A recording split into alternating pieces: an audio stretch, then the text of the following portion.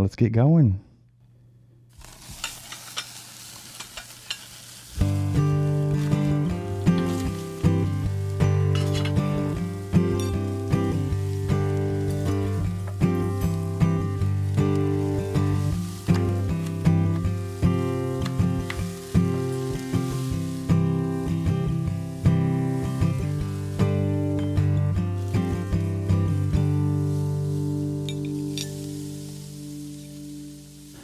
All right, welcome back to the Okayest Cook Podcast. I'm your host, Chris Whonsetler, and I'm here on location.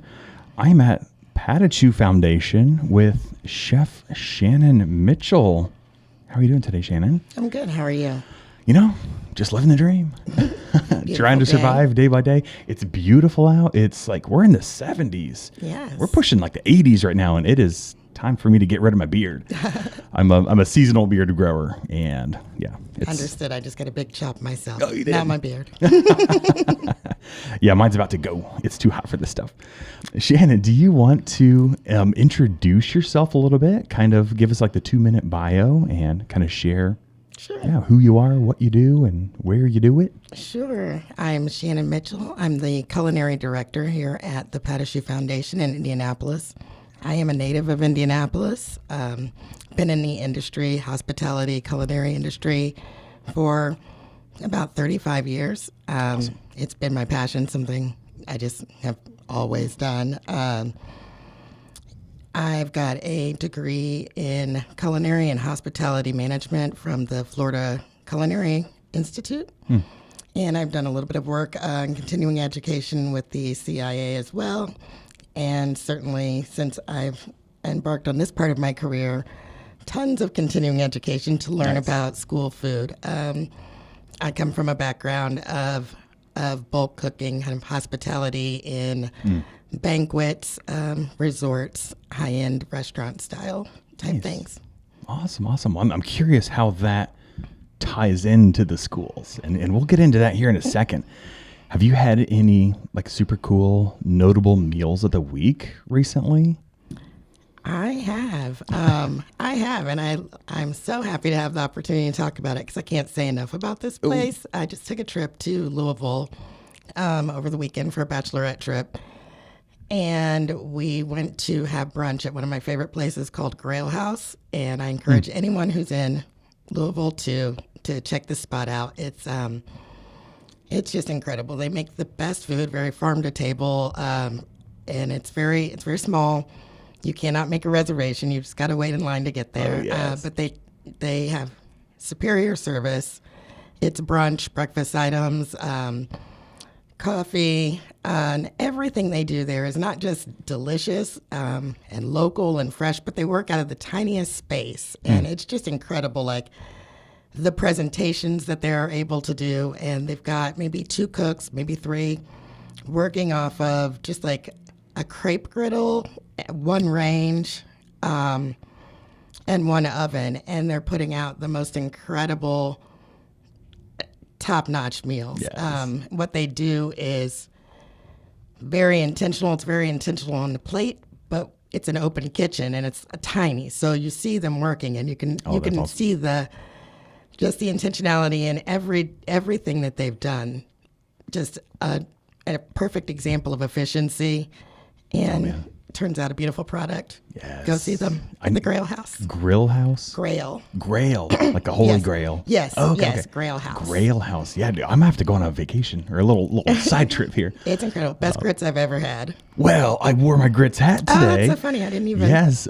Last episode, we talked to Greg over at Marsh Hen Mill, and I've just been mowing down on all of their grits. Oh, yeah. And just today, I made a batch with his recipe that he gave last week, and it's basically just grits and with sausage kind of mixed into it. Except I fried an egg and put that on top. I did the a couple cooks version, where it's like you get some piping hot oil, you just crack your egg straight in that, and just scoop the oil on top of the egg until it's done to your liking. And man, if you put that egg on top of some grits and just cut into it and just let it. That's let it soak almost it up. Exactly what I had. Oh, They had grits, and they had a seasonal preparation with some local mushrooms, and then they also have local eggs, and you can substitute a duck egg, right? So, I mean, why would you not? Yes. So you did the duck egg? Yeah, of course. Oh, man, those are so rich. Incredible. And like just this rich umami mushroom broth. Incredible. Gosh. I'm definitely going. The Grail House probably did better than my version, but just choosing top-notch ingredients, I think, is game changing. Absolutely. And absolutely. I mean, that's what every chef always talks about on our shows. Like, how do you get better at cooking? You just start with better ingredients. Start with better ingredients.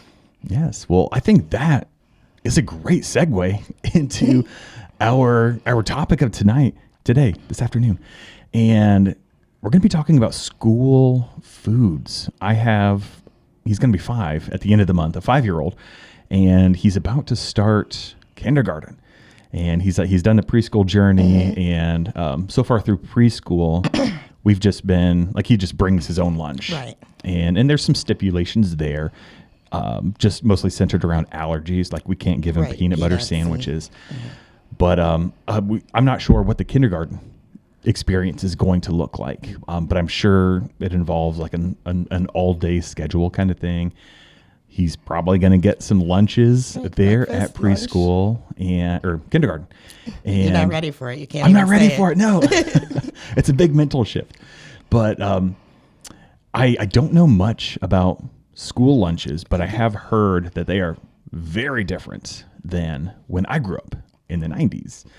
Do you have any insights on like the state of current school lunches? I do. I do. Some insights, some opinions. Yeah. School lunch has changed quite a bit since I was in school. But even starting before that, there was a point kind of in the 50s and 60s where scratch cooking was really kind of starting to make its way out of the kitchens in schools in favor of manufactured foods, just convenience, price point, and also like the workforce availability there, you know, at that time. And it kind of like started to dwindle away, right? So we got into a place where schools started to really depend and prefer the convenience of these processed food items. And scratch cooking just kind of fell by the wayside. You said that started around the 50s and 60s? It started It started then where there were kitchens that were, you know, fully functioning and everything, then where they just took that equipment out and moved toward these more convenient, you know, models for them. And then if you think about like a little later on, we have the invent of the microwave, right? Now we've got a huge microwave. Everything's easy and fast, right? So that was kind of the pendulum swing there. And I mean, it kind of follows suit with home kitchens as well. Like, you can think about just like, you know, the packaged foods and processed foods are getting way more convenient and available to everybody. So why not schools follow that? So I think that makes sense. And then over time, schools were, you know, starting to build new schools, and they didn't build kitchen capacity at all. So these schools have pretty much just like an open room with water. You've got running water, right? You've got to have running water to serve food, but also just warming ovens where they're either reheating the processed foods that are delivered to them, and they reheat them like really often right in the package. We've come, you know, they've developed some things where everything's individually packaged, which kind of was a point of convenience for sure, but in thinking like pandemic, you know, why isn't distributing meals, everything being prepackaged, safe, right? It's a blessing and a curse. I think that prepackaged stuff, because yes, it's insanely convenient. Yes, and it's safe, but like, man, that's wasteful. I think with all the plastics and absolutely. It's wasteful. It's like, let's be honest, it's just not as good, right? It's not as good. But one of the things that was really shocking to me in kind of starting this work with schools, and I guess let me tell you how we're kind of trying to swing the pendulum back a bit here. So what we're doing. So the foundation, the Patachou Foundation, is partnering with schools to help them kind of return back to that scratch cooking model. So that means building capacities in their kitchens as far as physical capacity. That means building staffs. That's building and training staff so that they can become self-operating and invest in their own school community, in their own school cafeteria that reflects their own values. And that's really where we're focusing our work with what we call PataSchool. It's the partnership there. So to the point of what we were saying earlier, those restaurant things, efficiency, right? Intentionality. We're bringing our experience, our commercial experience, to the institutional food setting and helping those schools to build capacity to return to the scratch cooking model. Yes. I think that's beautiful. I love what you guys are doing over there. And I guess I discovered the Patachou Foundation. So I've got a studio in the Stutz, and it's right above Cafe Patachou. So I've got a lot of breakfasts going on down there with clients and just hanging out on work days. And I saw your little pamphlet going on, and your other food program, the Food Fellowship. We'll get to that later on. But I saw your pamphlet. I had to reach out immediately and just kind of schedule a talk, because it's beautiful what you guys are doing. And just like, if we want to go to these awesome restaurants and have quality, farm to table meal, right, because we know it tastes better, we know it's better for us, why are we just giving our kids these packaged lunches in school? I mean, it's just like you said, there's probably some nutritional deficits in these packaged things that just, who knows how long they're sitting on a shelf. Right. I'm doing a lot of speculation here. I could be way off, and I don't know, but just in my mind, that's just how I feel when I hear about packaged lunch. Fresh is better, right? I mean, it doesn't take much to convince anyone of that, right? And who doesn't want that? We'll just say that. We'll just say it's not as good as an egg that was laid earlier that day, right? And that's right. a long stretch, I know. But just getting away from packaged stuff. Say, like, in Indianapolis or in Indiana, 1 in 5 children do struggle with food insecurity. That's a lot. Yeah.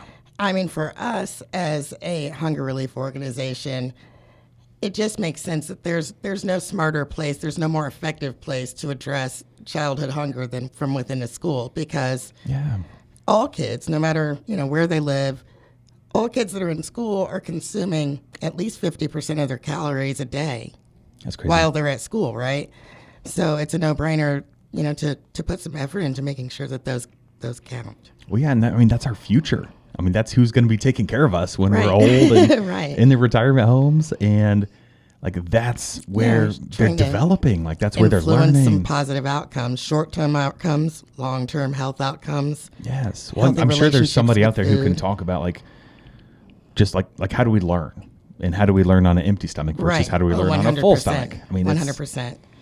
We do a lot of work in partnership with IU Health, kind of studies our program and helps us to engage with the school communities and get the feedback from those stakeholders. And definitely they've got some pretty strong statistics about the influence of diet and the learning process, sure. Well, just at home, like I can see a big difference in my kids on days they have sugar cereal versus, days like today where, I actually made them eggs and, gave them some sausage. And one kid tried my grits and he was a big fan. The other kids are just, they're pretty adverse, or their texture. They're bothered by weird textures, and they're that can definitely be a thing. I'd say most things that I don't like, and anybody will tell you, I like pretty much everything, but anything I don't like, it's almost always because of the texture, not the flavor, But one thing, that we do in our school cafeterias is we really do try to center some exposure to new foods, different things that kids may not generally have access to or have been exposed to, but we always pair that with familiar items as well, so there's no pressure there. Yeah. Well, I'm trying to recall, and I should have done some research on my school growing up. So I was in, I graduated high school in 2003. So, I was a 90s kid, so going through all that. And I think I remember having maybe 2 choices of school lunch. But even through middle school, I'm pretty sure there was just the option. Right. And you ate it or you didn't. Right. So one of the things that's kind of unique about our program is that we do what is called an offer versus serve model. Offer versus serve means that kids have choices, right? And they're able to decline things, and they're still able to build a nutritious meal while still being able to say no to things, right? Sure. That's something that in the National School Lunch Program, which we operate under, is required for high school, but we choose to start that at kindergarten. Oh, wow. So we do that with our K-8 schools. And I can't say enough about the benefits of it. It's not just about the food. It helps to build social skills, really. Yeah. Like, I mean, the interactions that they're having with the staff and amongst their peers about the food as they're making their choices. Autonomy, it just really helps to build a lot of skills, social skills that are soft skills, that are going to be applicable much later. And It's empowering, just like absolutely. Again, being able to choose your own meal versus just like here it is. Accepting. Here's your tray. Yeah. So I mean, that's definitely a point of pride in our program is getting that started. And I will tell you that there could be like a little fear about that in the beginning, like Sure.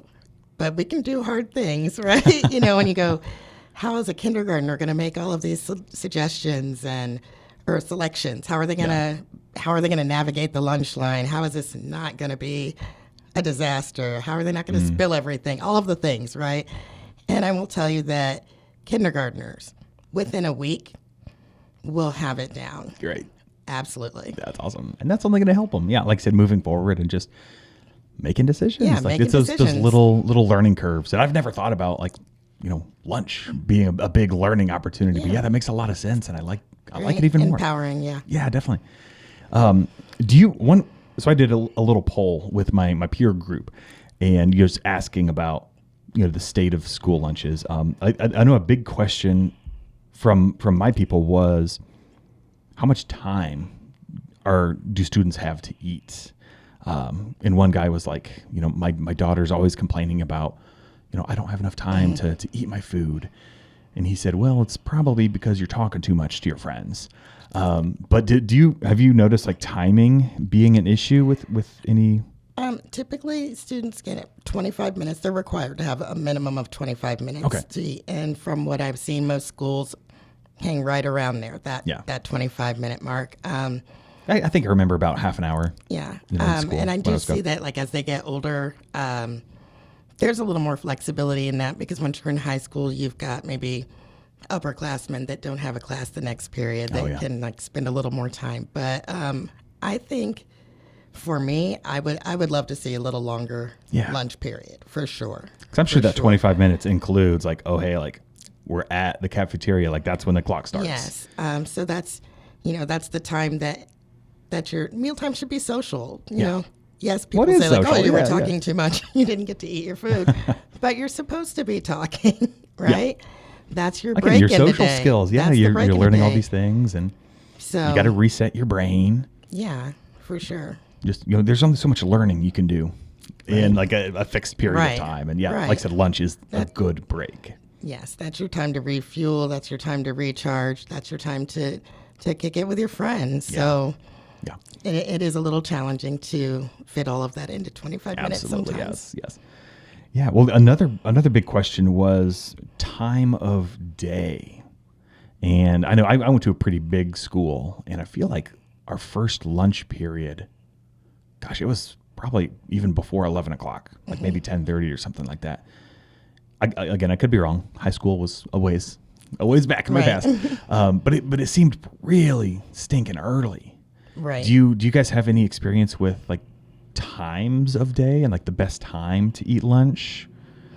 Or I cannot really speak to that, to be honest. Like, I mean, the school has their schedule. We work with them as far as, what can be accomplished in that time, right? Sure. And then a K-8 model is much different than a high school model. Our high schoolers eat later in the day. Our middle schoolers eat later in the day. Younger kids earlier. And then there's also some schools have the provision of snacks. So when you introduce that snack, it kind of flip-flops. So you eat lunch late, you have snack early. You eat lunch early, you have snack late, just to make sure that everyone's sustained through the day. Yeah, that makes sense. I like that. So, well, hopefully more onto your wheelhouse here. the last big question we had was ingredients. Like where are these schools getting their food? Like what's my child actually eating when they're doing these school lunches?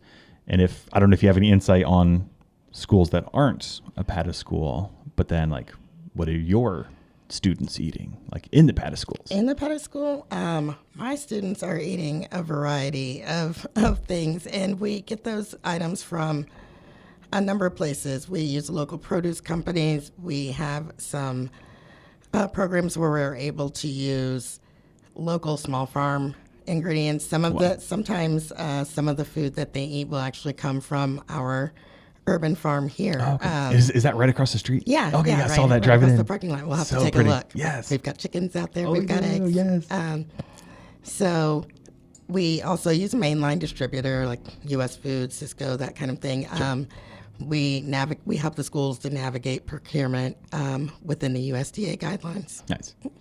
So the PataSchool, is that something that, so you don't staff the schools? You go in and like you teach the schools how to we help them do a better job? We help them to staff the schools because typically But a school it's that's their been staff, doing it's a not warm, yours. it's their staff, Okay, not ours. We are more of a consultant relationship. Yeah. We help them to navigate the ins and outs of the program. There's a ton of regulations involved because we are operating the National School Lunch Program, and that's what funds the lunches. Yeah. So it's kind of mind blowing to think though that at the same time that you are, these people have purchased these packaged meals, right, and the status quo. A lot of pushback in the beginning you get when you talk about this kind of thing is like, well, how could you afford? How could you afford to do that? Yeah. We use the exact same money, the exact same reimbursements from the National School Lunch Program to operate a scratch kitchen. Oh, okay. And the trade-off there is, when you talk about the processed foods, where do they come from? I don't know. The transportation, the packaging, the manufacturing, all of that. You're getting rid of those costs, and then you're using that money to pay for labor, right? So the labor is your local community person who now has a living wage job within their school community, within the cafeteria, that's now preparing raw ingredients, fresh ingredients. So the money goes into labor as opposed to the high price of processed goods. Yeah. So it just really it balances out. Well, what I'm hearing is just like, it's like all staying local. Well, a lot of it. A lot of it. So again, you're hiring workers to help prep the food, but you're also supporting local businesses, local farms. Right. And, so you're spending that money locally. You're keeping that money locally. Yeah, and a benefit for a school is that any kind of quote unquote profit that would be generated from this, they can reinvest into their program. Yeah. Reinvest into their cafeteria, reinvest into their schools how they see fit. If you're paying for an outside vendor, to bring in your meals, then there's no encouragement, to maximize savings for efficiency, to limit waste, none of those things, because they get paid, regardless, and you'll never see any of the rest of it. But when you are self-operating, you're able to invest in your own program. Yeah. So. Well, how many schools are you guys connected with now? Currently, we have 3 schools. We have about 5 in the pipeline for the next couple of years. Yeah. Where do you see yourself kind of like capping out at? I mean, is there a limit? I mean, I'm sure you'll grow with the schools. I don't know. I mean, I would like to see us definitely have a district. Yeah. I'd like to start maybe like a small district, but I don't see an end. I don't see why we couldn't be everywhere, to be honest. That's awesome. Yeah, I mean, it seems like it's like once you get the ball rolling, like it might be. And it's taken some time. We have 3 schools, like I said, and now that I started this project like 4 years ago, working here with this, and now that we've got the 3 schools under our belt, it's really opened up the scalability of the program, because now those schools are also able to be used as training grounds for new schools. So then new schools, when they open, their staff, their kitchen manager, their leadership will they'll hit the ground running, day one. Yeah. And they will have already had a wealth of experience through their training in another school. So Yeah. I can see it duplicating massively. Yeah, super cool. One plus, you could see the difference, I imagine. It's like in the meals, the prepackaged stuff, and Right.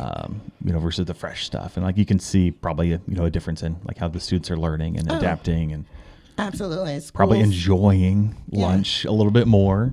we get a lot of really good feedback from students. I mean, and students, not all feedback is positive. Kids are kids. They're going to tell you. And it's important for us to know either way. Really, the center of the whole program is communication. It starts with listening. It is with feedback from that community.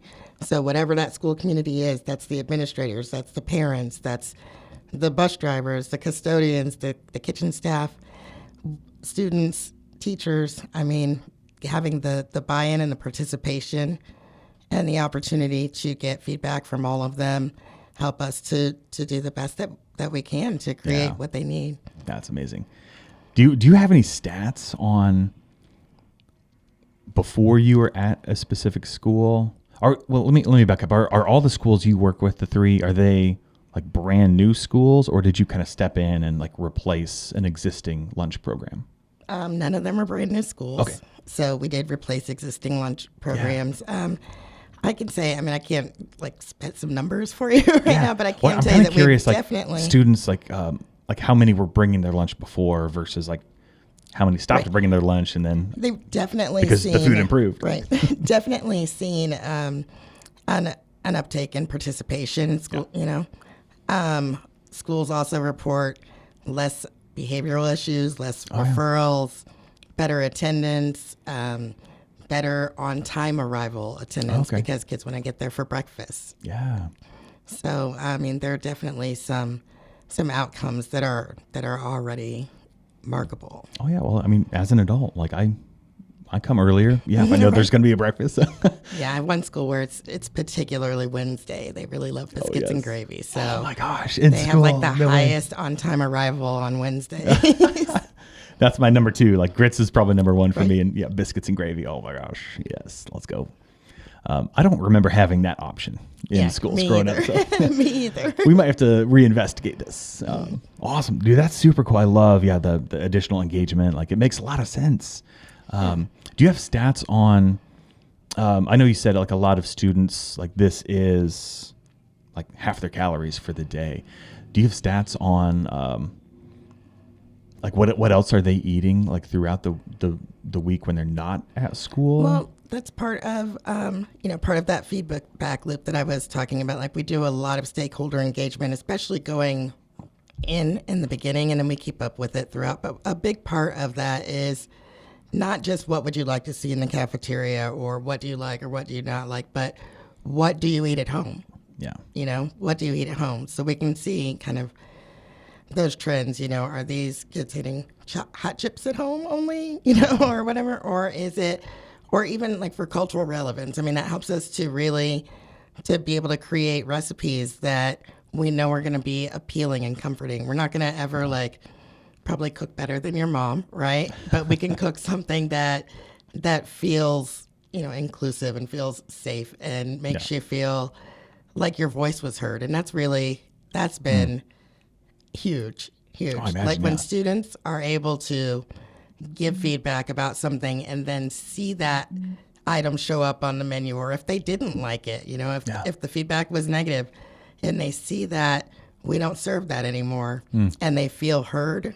That's great. That's incredible. It's a validation. Yeah. Just treating them like a grown up. Right. Which is awesome. Which is again, like food is power, right? Absolutely. Yeah.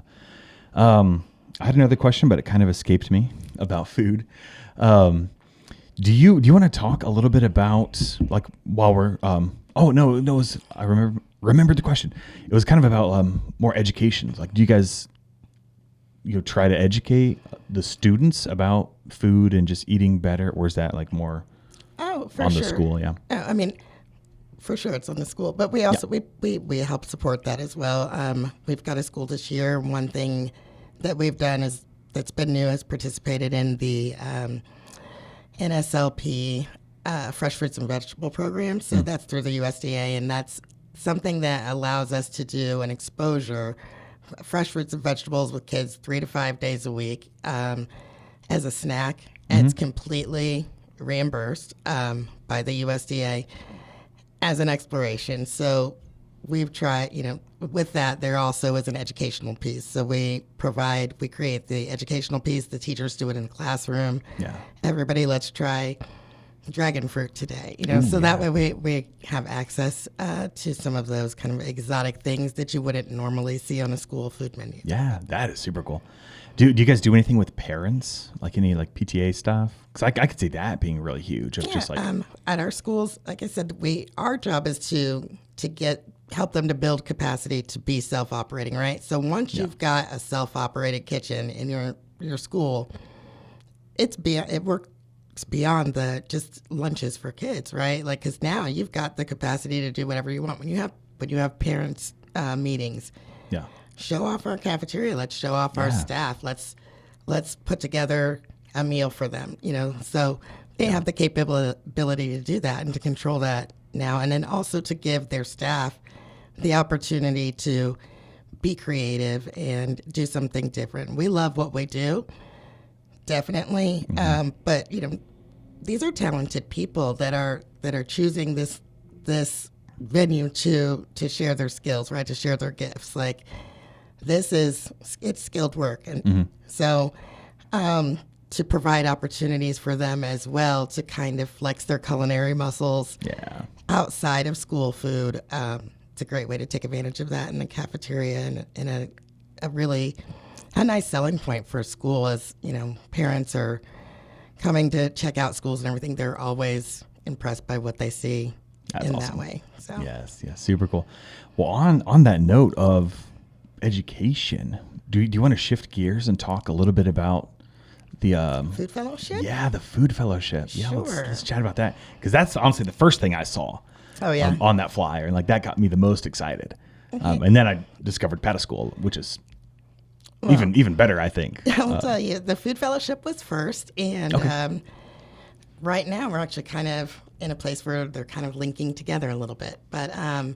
Food Fellowship was first, and it started as a summer program where we would bring in high school students. We do 9 high school students every summer that do kind of career exploration, career readiness, kind of training, job training on the farm, in the kitchen. We're doing a marketing program as well included in that. So just kind of an exploration of careers that are available in the food system that you may not even be aware of. People may not even be aware of. So that is the beginning of the program, but we've also now expanded it to an all year round program for culinary students. And in that, we've aligned our curriculum with our PataSchool cafeteria menus. Oh, nice. And then also with the criteria for Hospitality 101 and Hospitality 102 at Ivy Tech. So the students... Like some actual college credits. Yeah, the students that participate in that, they will get ServSafe certified. They will have culinary lessons, classroom lessons, labs, and then they will actually participate in the meal preparation at a PataSchool and work in the cafeteria through the day. So that's the service piece. That's from the back door to the front door, right? Nice. Everything working in the kitchen. And those kids, they get a certificate at the end. They are eligible for those 2 credits at Ivy Tech as well. So awesome. So how high up does that put somebody on the ladder, like entering the job force, like after high school? After doing your program versus let's say I didn't do the program and I want to go get a job somewhere. Anymore. Well, I mean, you've got some experience, right? Yeah. And it's again, like we were talking before, transferable skills too. So it's not just about the farm or just about the cooking, but it's about career readiness, readiness for the world, if you will. Like, how do I show up? Yeah. Am I on time? Am I in uniform? How do I navigate? These are kids, right? How do I get a bank account Yeah. for these paychecks that I'm now getting. And just kind of like those kind of transferable skills, soft skills, communication, responsibility. Yeah. So I would say you'd have a leg up if you completed the program, because it's definitely more eligible for well-rounded. like a better job than like going to like a fast food chain where like they'll probably hire anybody. So like definitely a higher quality restaurant, maybe a big hotel or something. Yeah. So definitely more experience, definitely more knowledge, and definitely I think a student who had completed the program would just be more confident in approaching those job opportunities. So I can see it as nothing but a benefit. Yeah. Well, plus like it's just learning the food system, like you said, just Right. from back of house to the front of house, from like, where does the food start? If Right. they're working on your garden, and like, where does good Right. food actually come from? That's something else we talk about a lot on the podcast. Just like, where does good food come from? And a lot of people just don't know. It's like, oh, the grocery store Yeah. does it all, or Yeah, so definitely building and fostering those connections with food and just being aware of the big picture. yeah. So you said it's the food fellowship is kind of fueling some of the PataSchools now. So like, are the So the PataSchool is providing an opportunity for the food fellows to get real work experience, like with so the fellows are kind of like they're working with the schools Yeah. and developing. Are they doing like recipes and stuff, or helping set up? Yep. From the ground they up? execute recipes. They receive deliveries. They are responsible for All the food safety, HACCP That's super cool. responsibilities, dishwashing, serving, all of the things. Yeah, awesome. Are any of the fellows like graduates of the school, like of a PataSchool, or like are they in a PataSchool while they're doing the fellowship? No, not yet. Okay. No, not yet. Yeah, Not yet. That's super cool. Yeah, I love that. Education is a big part of our podcast. Like, it's one of our 4 pillars. And, for us initially, I think it was just like, how do I learn more about cooking for myself? But like taking that one step further and like putting my kid through a school that's like giving good food education, and, especially the fellowship. Like, I think that's going to be super cool to put my kid through. If we're fellowship, eligible it's and great. around. No, it's great. And we do have like a number of food fellowship alumni who are still very connected to the program. Yes. We just had a meeting today. We're gearing up for summer food fellowship. So one of our former food fellows is going to serve as a mentor to the new class coming nice. in, and yeah. Yeah. Are they working at like any big kitchens here in town? Like some of your graduates? No. Okay. No, not that I know of. Okay. Not that I know of. I actually just had one that was just accepted to the Culinary Institute of America. Oh, nice. So that's pretty exciting. Yeah, that's a big deal. Because I mean, my heart's in the kitchen, right? So I know they learn other things, and the food system is very big, but that's the part that I love, and that makes me so proud. Yeah, that's awesome. Well, yeah, anytime you're like, you seeing your people succeed is super cool. Yeah, and to be able, maybe they didn't even know, like, we're exposed to so many things, like to spark an inspiration in someone to further want to pursue that then we've done our job. Yes. I'm super excited to see, where all this goes, and especially keeping tabs with some of the alumni. Just I'd love to sit and chat with them and just like, what did you learn? Like, how did it prep you? Where did you take it next? Where are you applying this now? Yes. So remind me, what age group are the food fellows? Food fellows are all high school. All high school. Okay. That's super cool. Man, if I had that when I was in high school, like, I don't know what. Yeah. Well, I mean, I didn't choose this industry really until I was 26 years old. Sure. And I loved it my whole life, but I didn't see it as a career option. I just didn't know. I didn't know what I didn't know. And then once I figured it out, I never looked back. So that's awesome.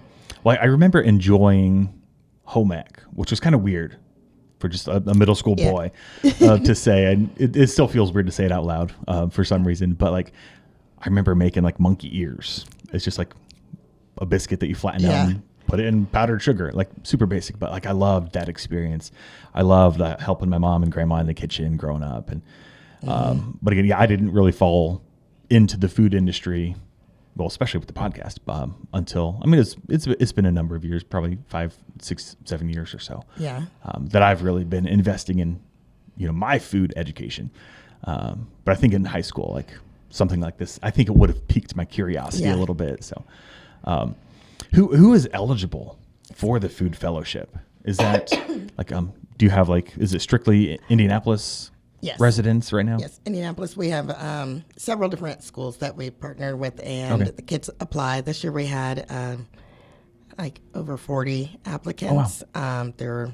We're kind of growing our class this summer from 9 to 12 students. So that's awesome.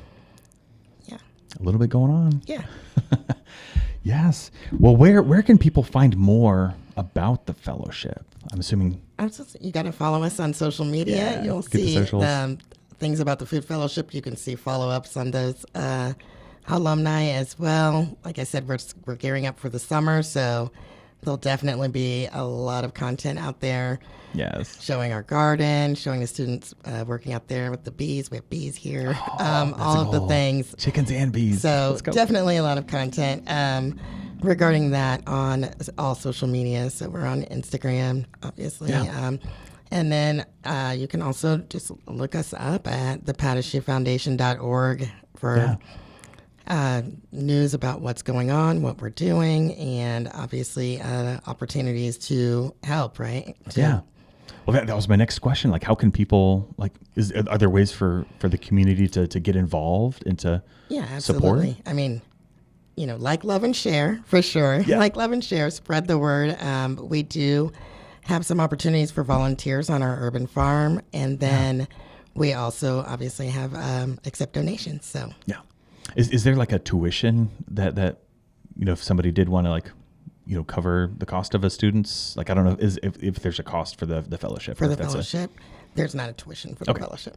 Yeah. So they could donate their time and Absolutely. donate to the farm here, but I'm sure they'll find that online. Yeah, if you want to give back, just go to the website and figure that out. But that's awesome. Well, anything else that you want to share real quick? I mean, we're kind of running up on the time here, but no, I just want to thank you so much for asking me to talk. This is my first podcast, so it's been well, you crushed it. It's been fun. Awesome. Well, I would definitely encourage people that are listening just to talk about it. Just talk about schools. Talk to your schools. If you have a kid in school, like, ask any questions. Like, ask where their food's coming from.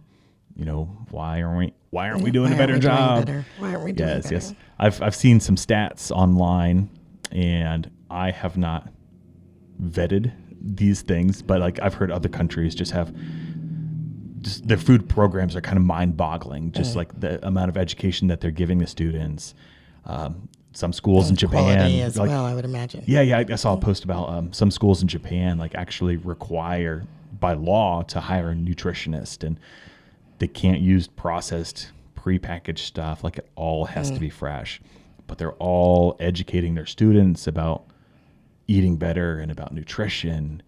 And I could have just overlooked that in my education, but I don't remember a lot of solid education on food. And like, we had the food pyramid in health class, but like, it didn't really sink in. Like, nobody taught me.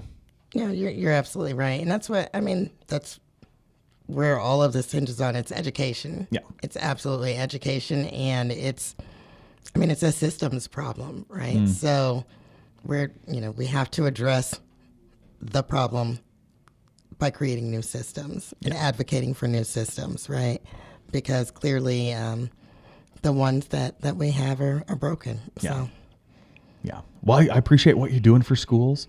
I'm excited. I think to put my kid through kindergarten and kind of see his food experiences. Hopefully it opens up his palate a little bit and he tries more things at school than he is at home.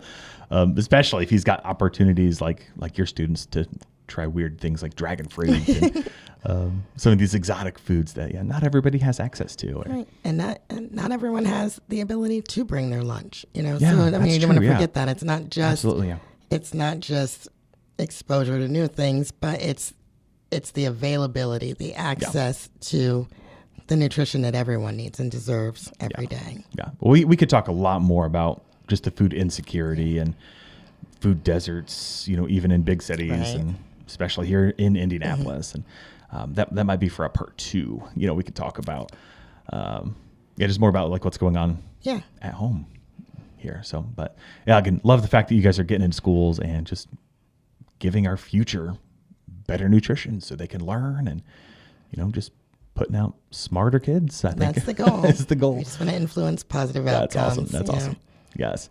Well, wrapping it up, I did not memorize a recipe for today, but I did stumble across the pizza recipe from like my era, like the 90s square pizza. School lunch. Yeah, the square pizza. And I'm sorry, it's not memorized, but I will link that below.